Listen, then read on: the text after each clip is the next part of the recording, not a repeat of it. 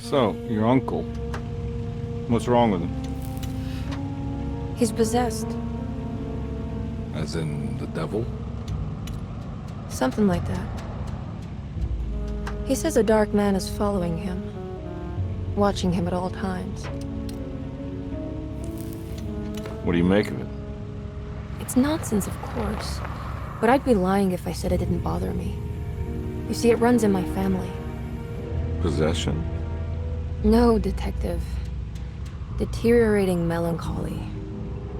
Practically every member of the Hartwood family is driven mad before they grow old.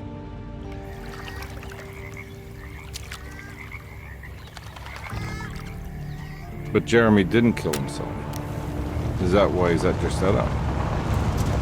Despite being convinced that he is truly possessed, he decided to put his last chips on Dr. Gray and his psychoanalysis, figuring he might stumble upon some cure.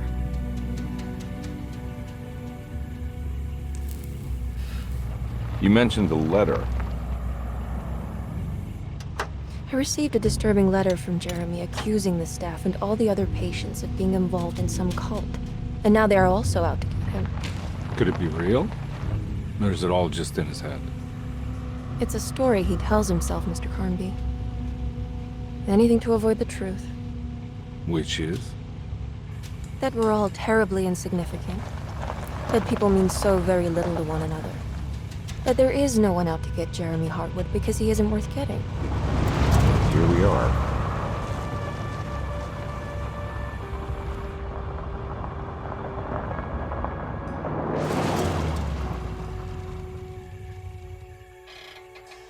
My uncle's not well, Mr. Carnby. I want to make sure he's all right. And what's my part in this? You couldn't get a cab? I just wouldn't feel safe going alone.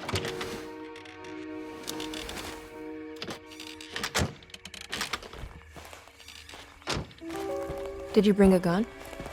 Yeah. You think it'll actually come to that? No. But you might need to wave it around depending on how agreeable the staff will be. What exactly are we gonna do when we find Jeremy? I don't know. Let's just find him first.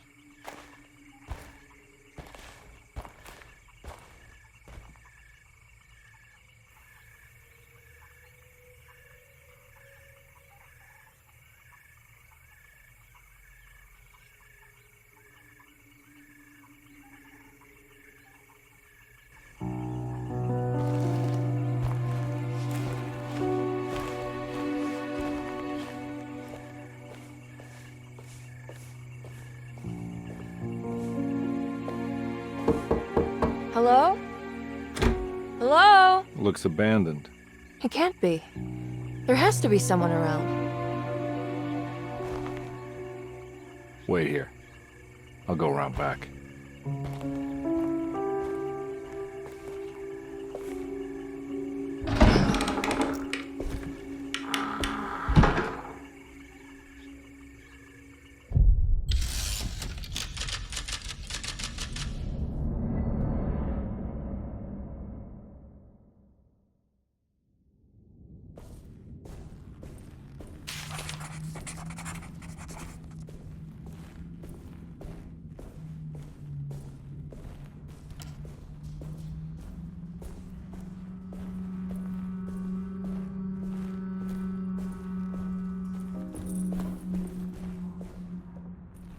Now what do we got here?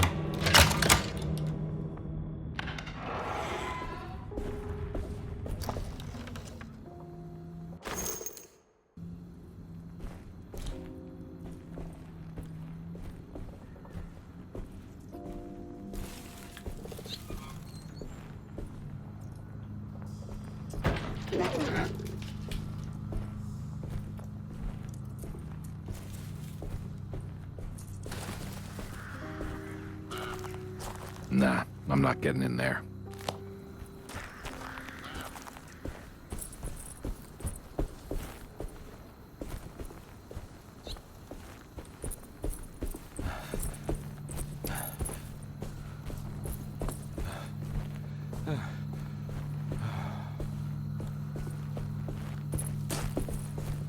Hmm.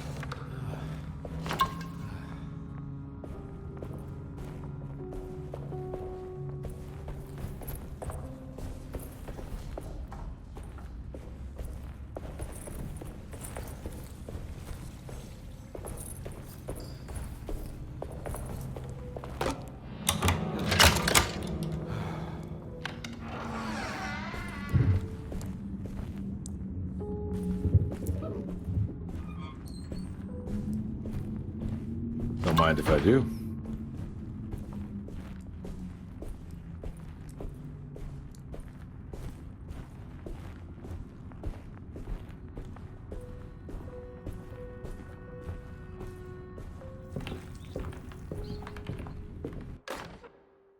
Every day your silence weighs a little heavier. It's been a difficult year for everyone, and many have lost all hope. I read in the papers about people suffering. Pictures of dust-covered landscapes without a drop of water. I wish I knew if you were still tending the earth or if you had turned your back against us. I have started to look for help elsewhere. I pray you will tell me if I am going down a path that you find disagreeable. With help from Baptiste and Charlotte, I found comfort in the practice of the voodoo. I have long been skeptical of that Caribbean cult, but it's been of good use to me. It seems all harmless in my book. I say some words dreamt up by the Creoles, and I carry around a small pocket of gree-gree. Nothing of this is mentioned in the Bible, of course, but the French Quarter priestess tells me it's all connected. She says the Christian God is just one more perspective on the creator of things. That's what I like to think, but the other way around, that the spirits of her faith are just aspects of you, our Heavenly Father. I am so grateful for the words you gave Mr. Hartwood. We will sing your praises at St. John's Eve. The world will be blessed soon again. Only the sacrifices of the Old Testament compare to your demands. Let it be the truth. A mother of earth, wood, and dirt. A mother of 1,000 young. Sacred sand, $1. Black cat oil, $1.50. Devil shoestrings, a quarter. That makes $2.75, madame. What was that you were telling the doctor? A goat without horns. What does that mean? Ah, you must have misheard me, madame. I said no such thing. Please. I know I don't look like any of you, but I'm devout. I'm ready to do what it takes. Do not be so eager to sacrifice the few things you have left, madam. Now please, leave my store. A goat without horns.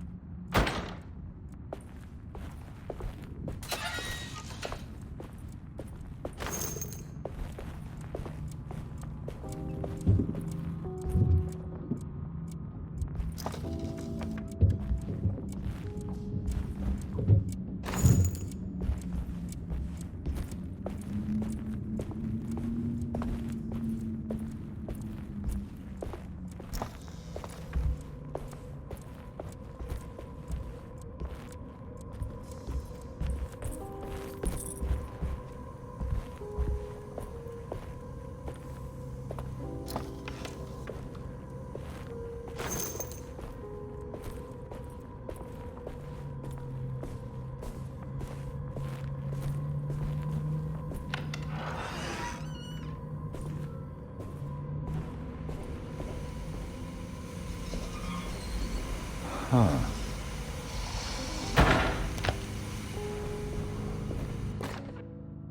Please do not touch the boiler.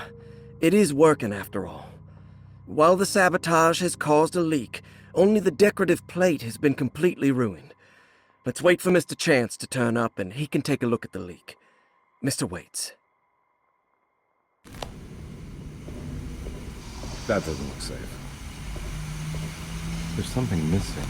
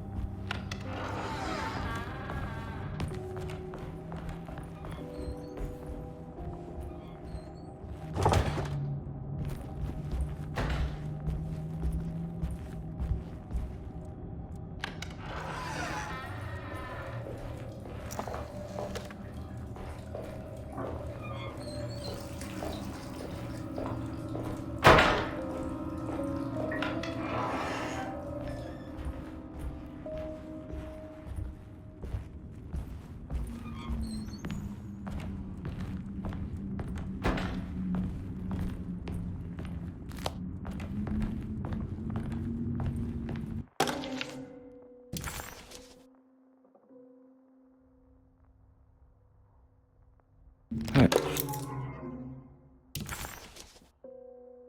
Hey.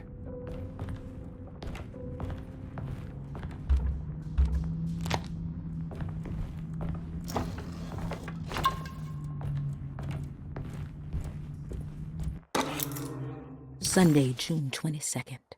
I spent all day looking for Jeremy.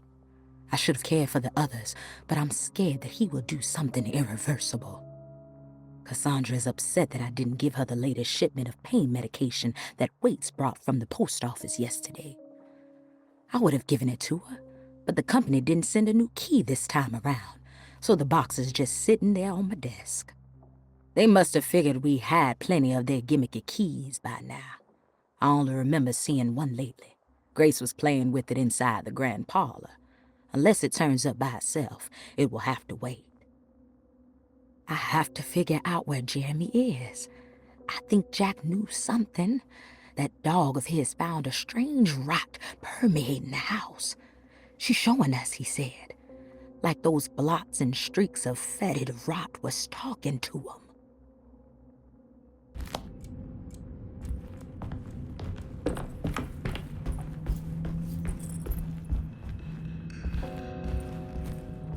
I need the key.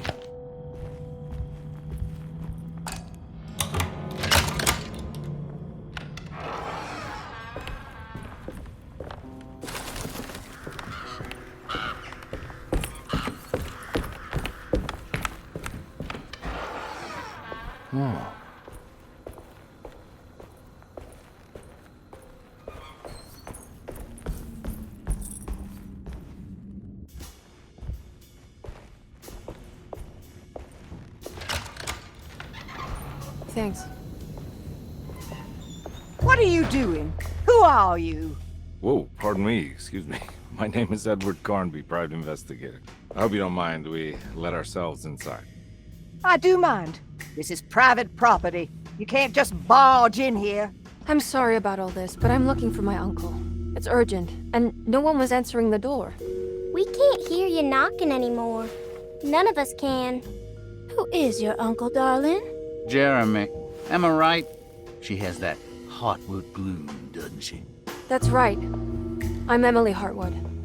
I just came to make sure my uncle is all right. Well, he is unavailable right now. You will have to come back another day. Unavailable how? Is he sleeping? We can wait. He's lost. Don't I know you from somewhere? Who's your man again, Miss Hartwood? My name's Edward Carnby, private investigator. Splendid. Enough! All of you! Get back to your rooms! McCarthy, keep your eyes on the child. And you two, please leave immediately. Look, we're not here to cause any trouble. Just let us see the old man, satisfy the curiosity of my client here, and we'll be off. Jeremy has gone missing. There's no need to worry, but it might be some time before he turns up. The whole staff is looking for him. What? He ran off? I don't have time for any of this. Please, come back tomorrow. All right, in that case, we'll just wait in his room. You don't mind, do you? It's upstairs, right? Wait, you can't. Don't worry, we'll be discreet. In the corridor. It's the first door on your left. I'll tell Dr. Gray you're here. Excellent. Thank you, madam.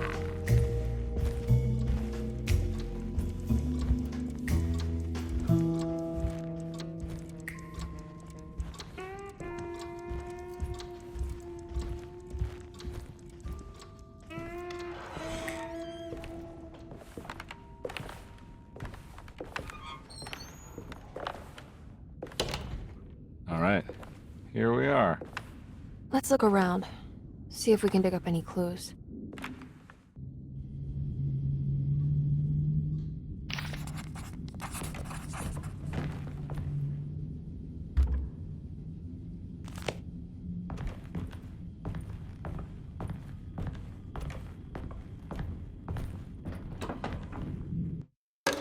Every night the dark man stands opaque at the threshold of my room, counting the days until my spirit spills out of my tired shape. Only his pallid mask shelters my remaining sanity. Staring directly into the face of that demonic sultan would surely sunder time itself. Would he have looked the same to my father as he struggled for his life? Does his veiled face haunt my niece quite the same way? I wish so that I could rest my soul in that sunburnt convent of Teruel. Would I find you there, Juan? Or Senora Perosi, back from the beyond? Every night I hide from him, moving from one misshapen memory to another. Scenes conjured out of fantasy and delirium. Places I struggle to even paint. I wish I understood your death, Signora. Is there anything I could do for you but bury you in that bleak necropolis? That triumphant chapel rising above the ledges and the oven vaults shall be your sepulchre, where you may rest, and I shall weep.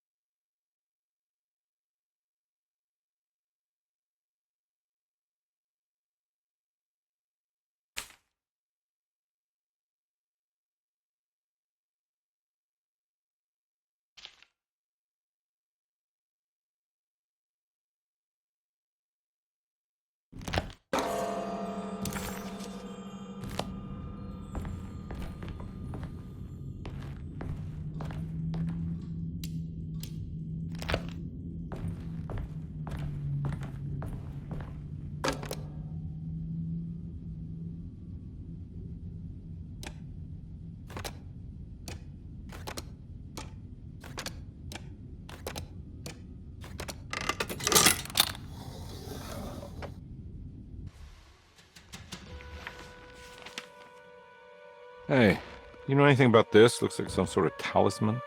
No, I don't. Oh, help me out here, will you?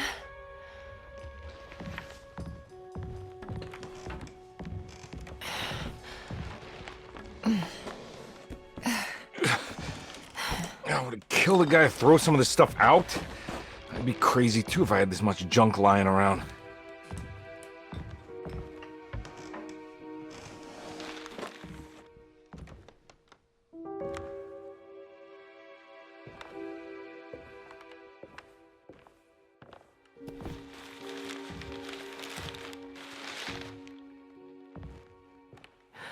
Oh, wow. That's striking. I want to save this one.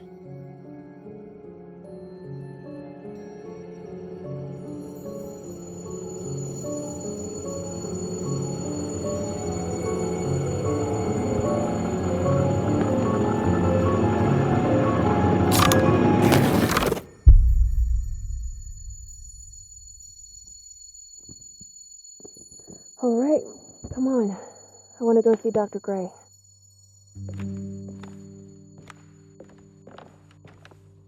Come on, let's go. Yeah, I'm coming.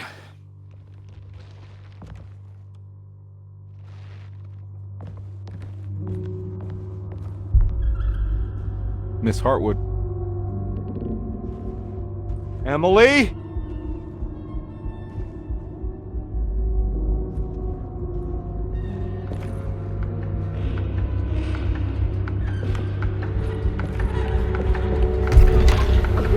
What the hell is going on?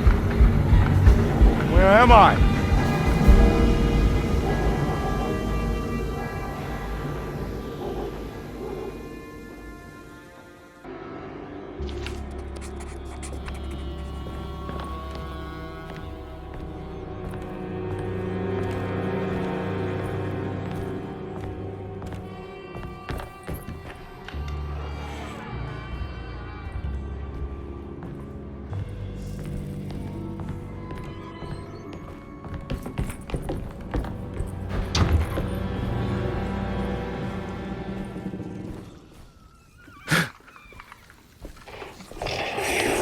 Ah! Ugh! Yeah. Yeah.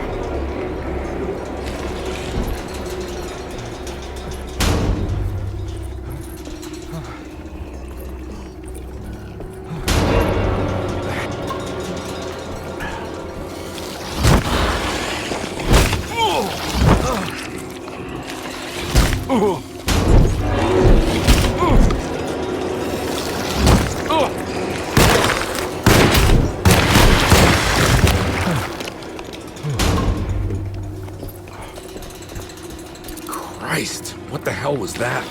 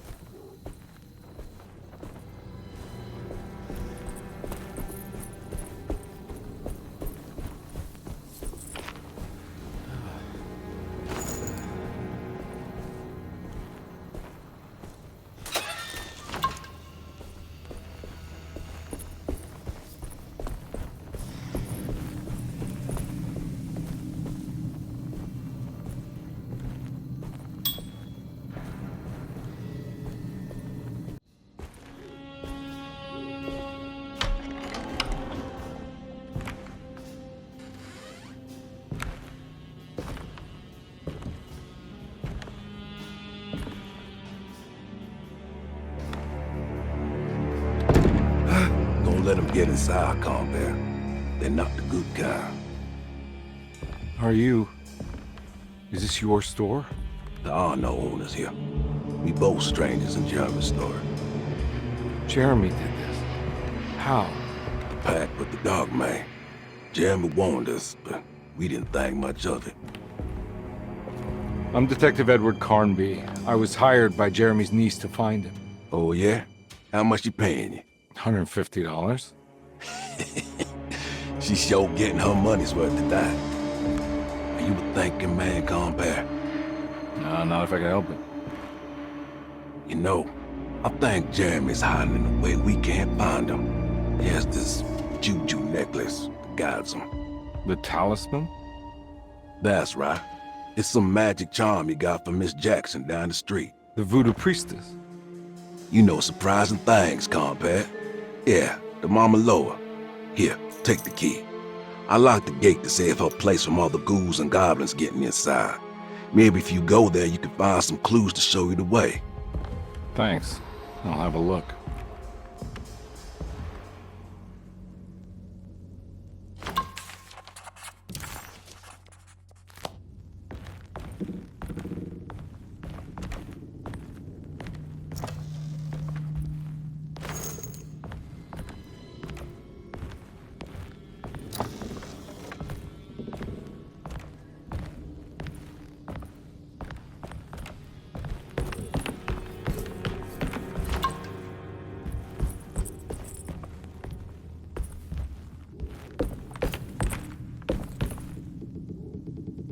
You want to come along?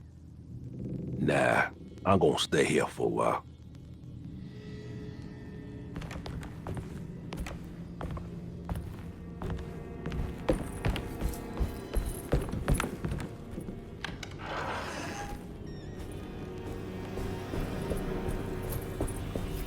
I can't go that way.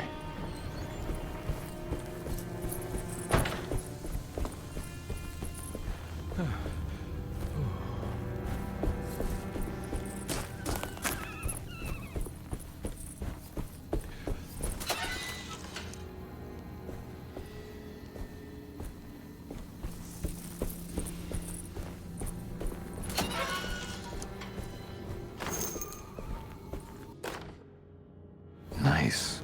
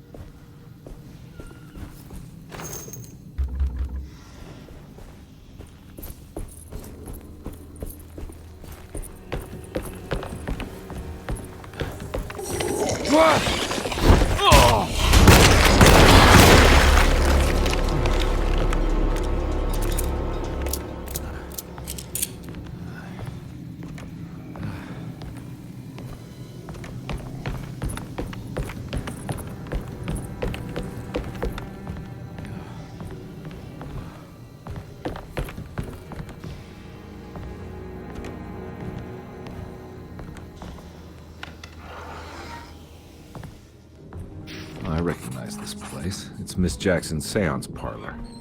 Let's see if she's got any information on Jeremy's talisman.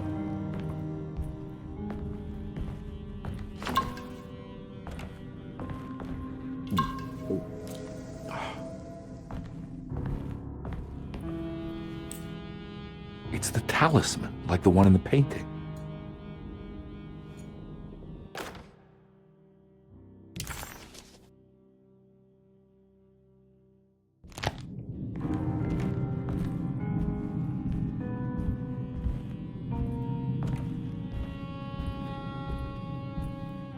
I think it's meant for the talisman.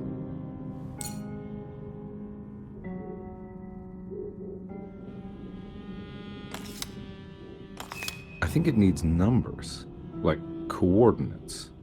Maybe there's something in Jeremy's notes.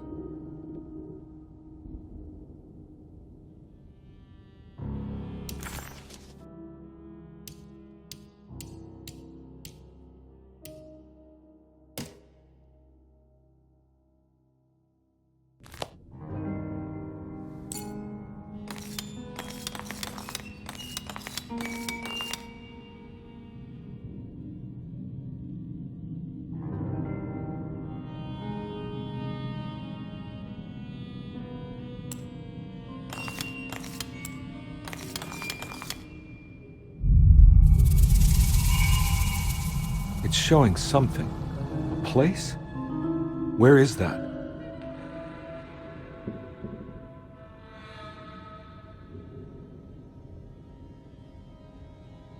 Huh.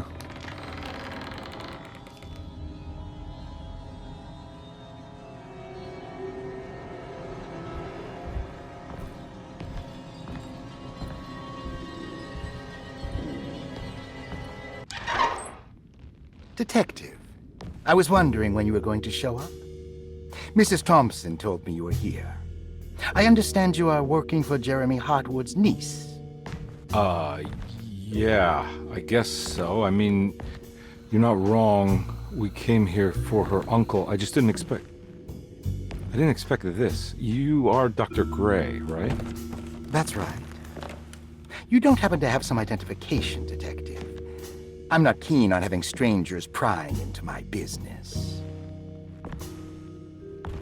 Oh, Detective Edward Carnby, Decatur Street, New Orleans. Enjoying the Vieux Carré, Detective? Those old French quarters, the voodoo people, the gangsters. I'm sure you live an exciting life. Well, it's not quite like the stories, Doc. Just trying to make a living. Aren't we all making a living? Well, welcome to Deseto, Detective. I hope your time here will be useful. Now, what can I do for you? Why don't you tell me where I can find Jeremy Hartwood? Why wouldn't that make for a short visit? I wish I could tell you, but I'm afraid I don't know. A drink, Detective? Anything brandy. Oh, you do belong in the French quarters, Detective. Armagnac or cognac? You know, just give me the cheap stuff. I'm not much of a connoisseur. Having low standards is not a virtue, Detective. Let me see if I can broaden your perspective. What can you tell me about Jeremy? I wouldn't want to go into details about his condition. Doctor-patient confidentiality. I'm sure you understand. Sure. But he is crazy. And he's gone missing. Why? Here, try this. Ooh, it's good. Got a bite? It's called a sidecar.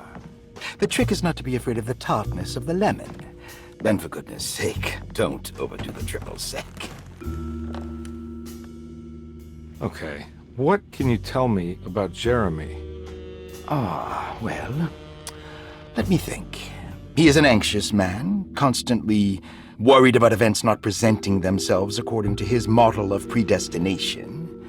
He complains about things not being carried out in the right order, and that some things simply shouldn't be. Is any of this helpful to you? Not really. I was hoping for some direction where to look next. I'm sorry. I have nothing for you then. You should talk to my orderlies. They have been looking for him for a while now. I'm sure they would appreciate your help. Yeah, I ran into Batiste earlier. Come to think of it, he might have given me a lead. Oh, excellent. So your investigation is already underway. I'm gonna go, but I'm sure we'll meet again.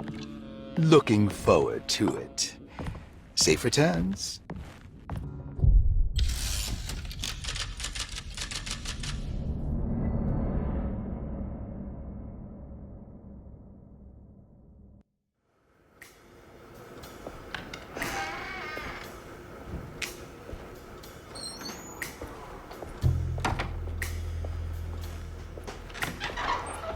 Detective Carnby, where did you go? I was just talking to Dr. Gray. You disappeared. No, it's not what you think. Have you found anything strange going on here? Yes. Everyone is being incredibly evasive and I can't figure out why. No, I mean something you can't explain. Paranormal even. Detective, I really need you to get yourself together. I can't do this alone. Forget it. I'll figure it out. Do you want to come see Dr. Gray? No, I want to try something. With this talisman, I think I can follow Jeremy to the place he mentioned in the book. What was the name? Do you remember something Spanish? Tarawea. Yeah, that's where I need to go. Detective, are you gonna be all right? Yeah, of course. Go talk to Dr. Gray. We'll rendezvous later.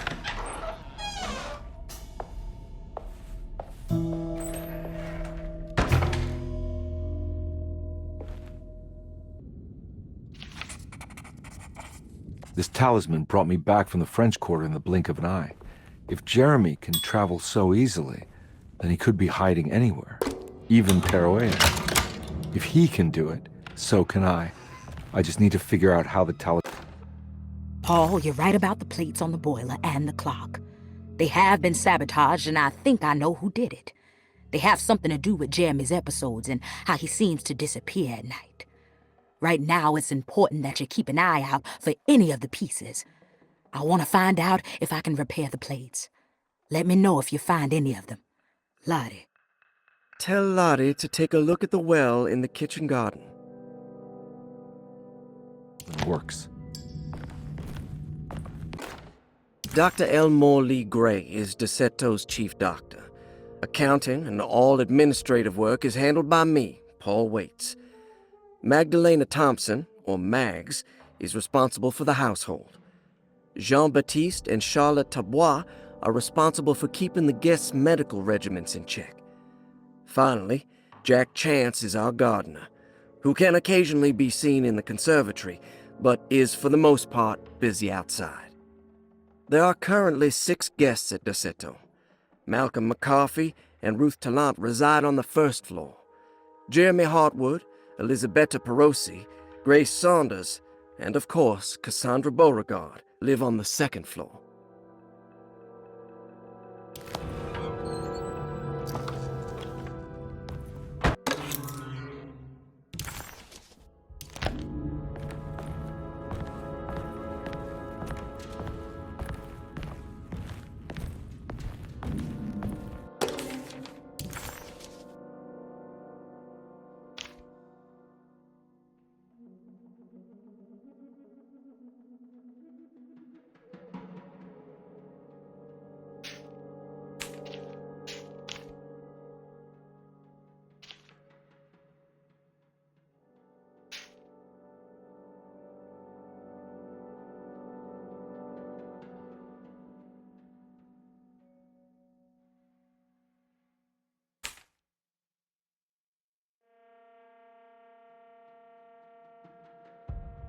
Looks like all the patients are accounted for. Except for Jeremy. There's no way I can get into this thing. Better leave it alone.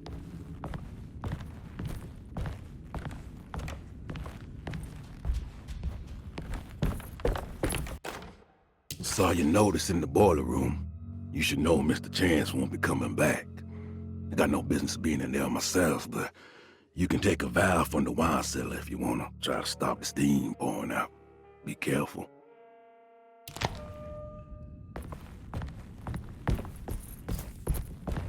I need the key.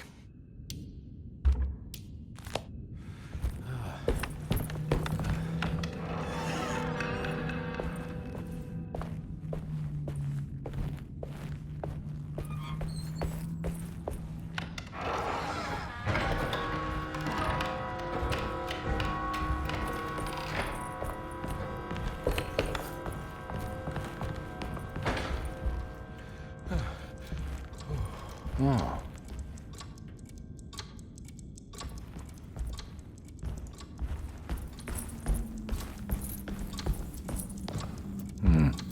I need the key. It's stained. This must be the clock that Jeremy looks like the plate that held the talisman in the seance room. But it's broken. Sorry, Detective. Didn't mean to obstruct justice or anything. That's fine. You know, I'm kind of busy with my own case of a missing person. I was wondering if you've seen Grace, girl about yay high? Can't say that I have. Why are you asking? Well, I'm looking for her. Is she in trouble? No. She's just hiding somewhere. We can't have a rascal like that running around unchecked at a time like this, you understand? Well, I haven't seen her. Well, let me know if you find her. I'll be around. I'll keep an eye out for your man, Jeremy. You scratch my back, Detective, and I'll scratch yours.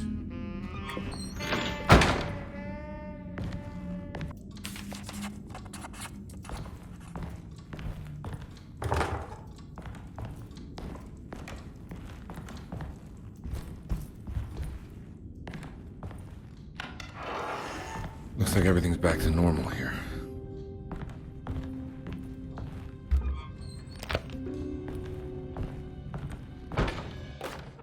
Emily's here.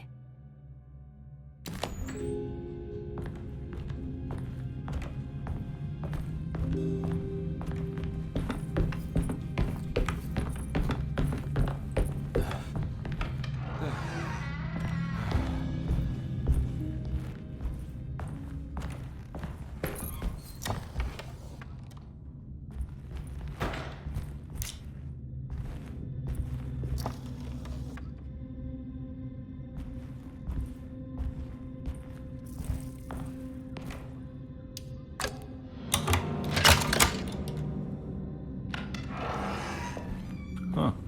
How eccentric. I did it! I crossed the thresholds to my intended destination without a focusing device. My talisman now knows these roads, and I have no need for the plates. I can find my way to Lafayette as easy as I find my own room. I visited the grave of my father and seen the oven waiting for me. Thank you for opening these doors. I now must summon my courage and go back to that hateful mound outside the oil rig. I hope you'll be feeling better when I return. Jeremy.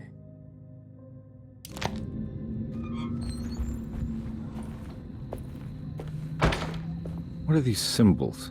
Looks like alchemy or star constellations.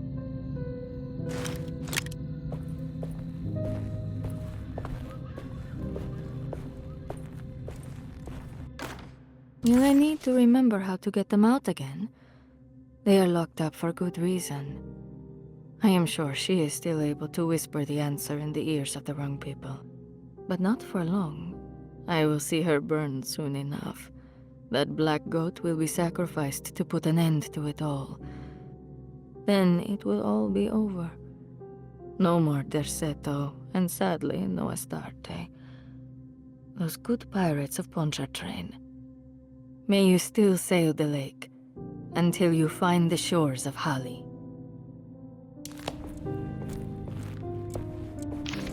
A starting artist colony. I remember hearing about their disappearance. Must have been 15 years or more now.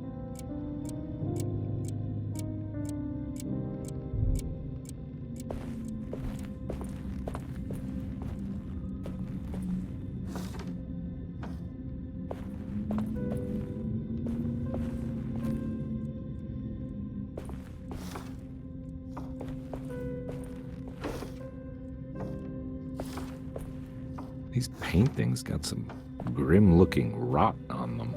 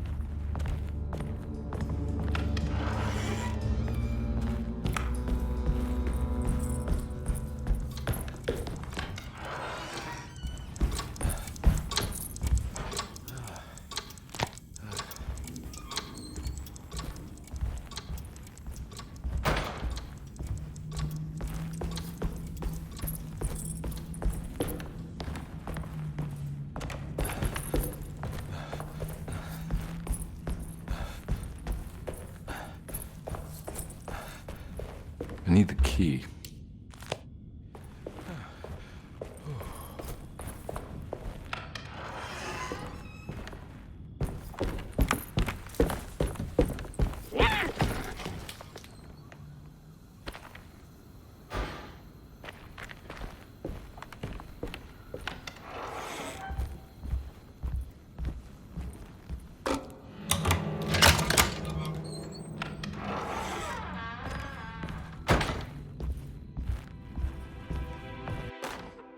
Lost Plantations of Louisiana, Thierry Briclot, 1917. Derceto was a small plantation on the eastern shore of Lake Pontchartrain. The land was considered difficult for industry and was sold for only $30 to Elijah Pickford in 1818. Pickford employed hundreds of workers from nearby New Orleans to clear the woods and build a small plantation mansion facing the lake with a striking Greek Revival temple facade. Derceto kept a modest production of Barrique tobacco and indigo that persisted up till the Civil War. During the antebellum era, Derceto was the source of many rumors concerning voodoo and witchcraft. People who traveled the lake reported seeing people dance at night in front of bonfires, bleating and wailing. On June 17, 1862, Captain J.W. Norton of the Union Army recounts leading a raiding party from ships anchored in Lake Pontchartrain in order to seize control of Derceto and free the slaves working there. The captain was surprised to find the workers fighting back with unprecedented zeal. Norton's account describes these men and women as enraged with fanaticism. Pickford reportedly tried to placate the raiders, but was shot in the confusion. Captain Norton left the mansion burning and retreated to his ships with his men. Their settle was left in ruins for several decades. The ownership of the land was long disputed and returned to the Ledoux family in 1901. Several police reports were filed during the following years as the Ledoux tried to get rid of a camp of squatters on their land.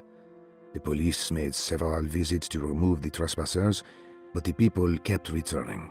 On November 1st, 1907, Inspector Legras of the police charged a deadly attack in order to save several children kidnapped by the squatters. Many were killed, and even more were jailed.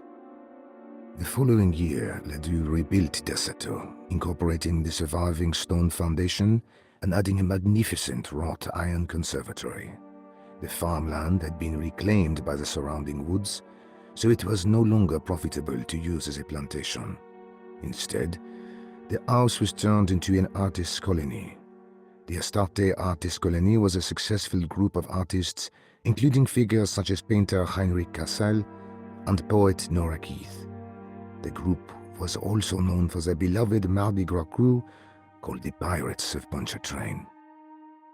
On September 29, 1915, a tropical hurricane tore through Louisiana, causing Lake Pontchartrain to flood New Orleans. Due to the remote location of their chateau, it took almost 2 weeks for outsiders to learn that the artist's colony was abandoned. The 12 residing artists had all vanished without a trace. The empty mansion of their chateau still stands on the shore of Lake Pontchartrain, with much of its temple facade intact. The Ledoux family currently has no intention of repairing the house.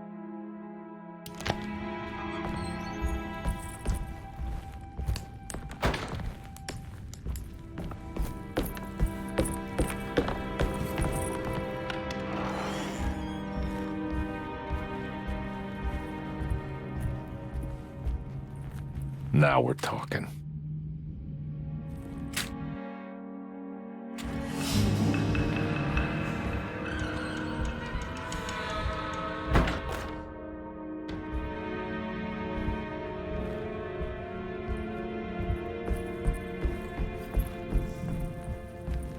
It's wedged shut.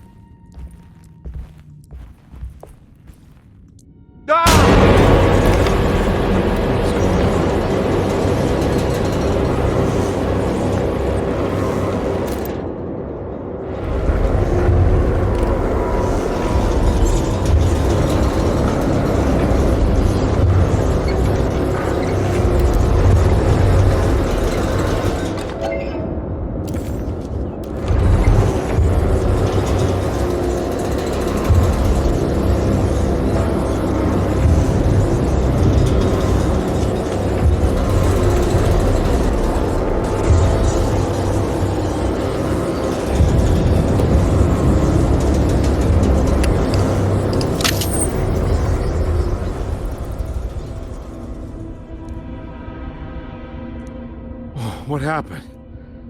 Everything's normal again? Right.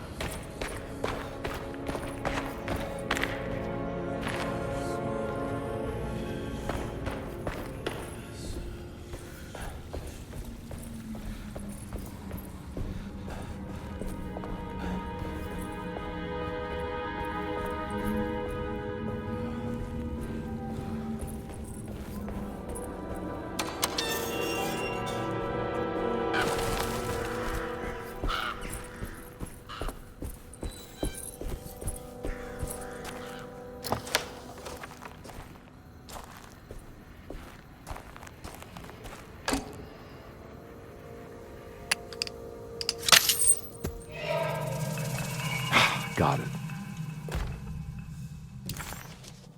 Hey.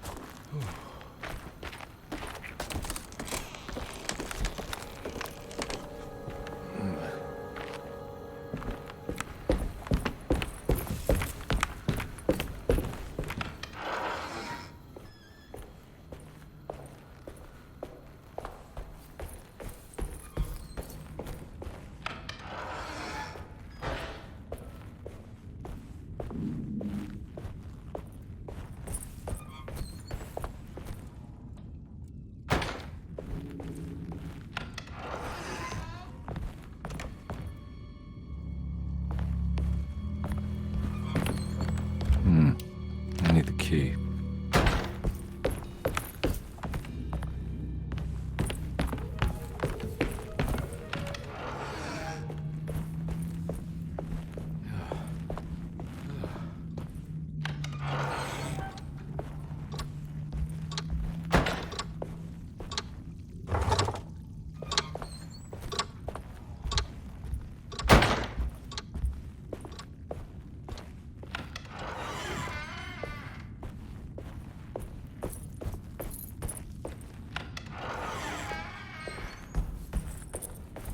I'm not gonna walk out of this now. I need to help Emily save her uncle.